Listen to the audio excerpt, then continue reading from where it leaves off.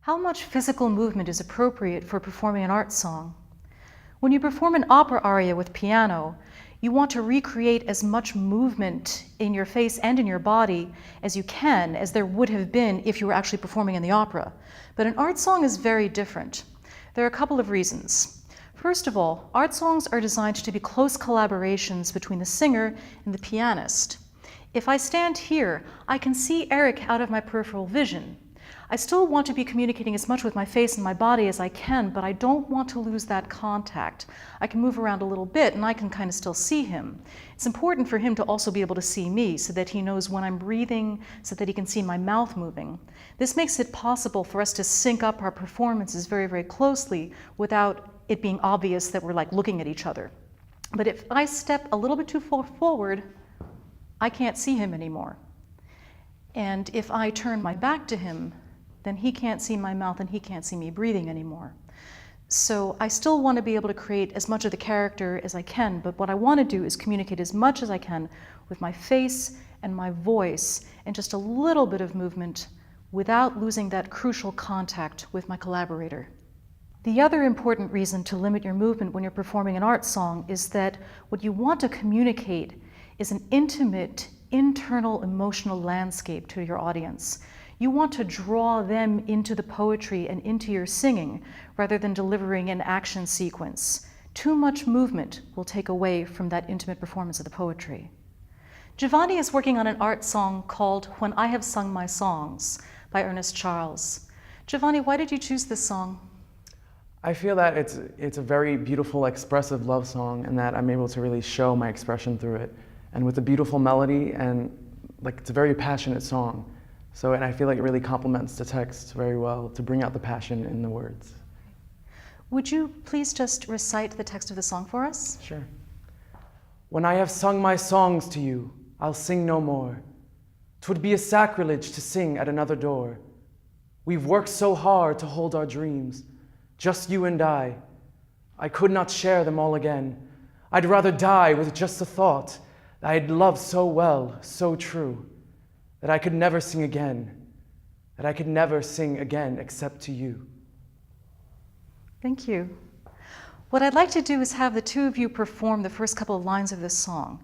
Notice how well Giovanni and Eric are able to stay in communication even though they're not looking at each other.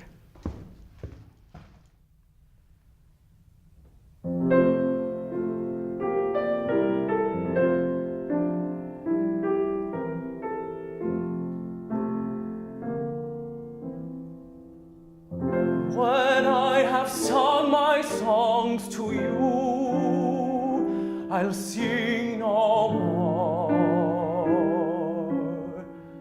'Twould be a sacrilege to sing at another door. Really beautiful. One of the things that I noticed is that there was some flexibility with the tempo, but you were still able to stay together. How were you able to know how to do that together? I think when I looked up and then he saw that I breathed in and he saw that that I was ready to come in, and I think just me taking my time and whatever tempo felt comfortable, he was able to keep. Do you find that Giovanni is easy to follow? I do. For me, it's a combination of a visual cue. I can see him breathe and I can see his eyes in the character and know when he's ready to go on. And also oral cue. I can tell often from his vibrato, the rate of vibrato, when he needs to get off a long note or when he wants to move ahead or hold back. Really beautiful. The next few lines of text are very passionate, and a singer might be tempted to some very exuberant physical movement. But watch what happens if we do that, and I think you'll agree that with an art song, less is more.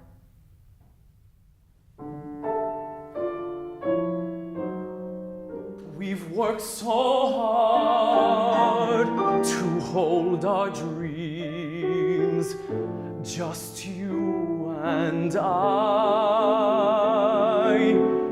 could not share them all again. I'd rather die with just the thought that I had loved so well, so true.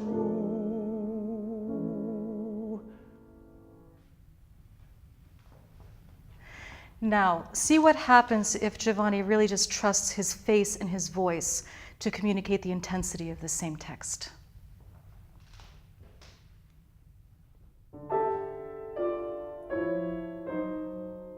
We've worked so hard to hold our dreams, just you and I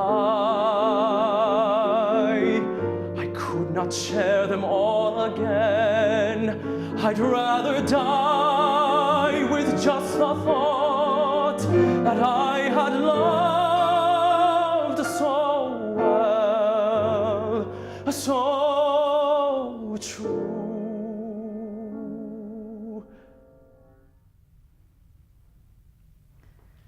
Less is definitely more when you're performing an art song. Let's watch and listen as Giovanni and Eric perform this entire song. Notice how well they are able to communicate with each other without actually having to look at each other, and see how much expressiveness is possible if you can really just trust your face, your voice, and a little bit of movement to communicate the song.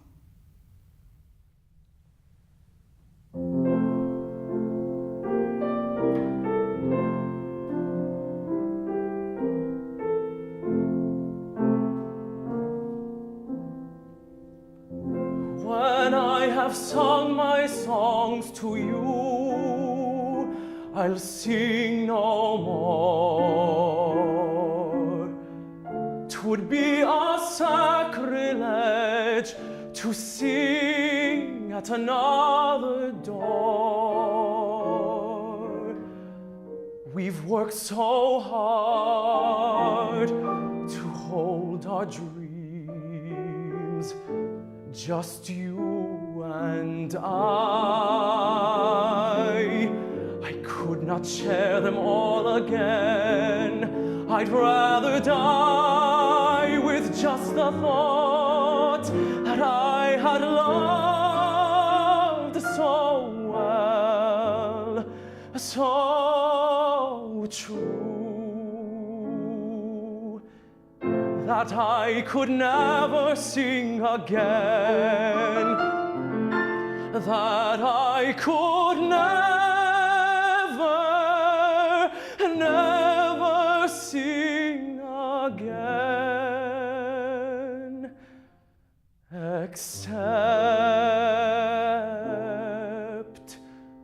to you.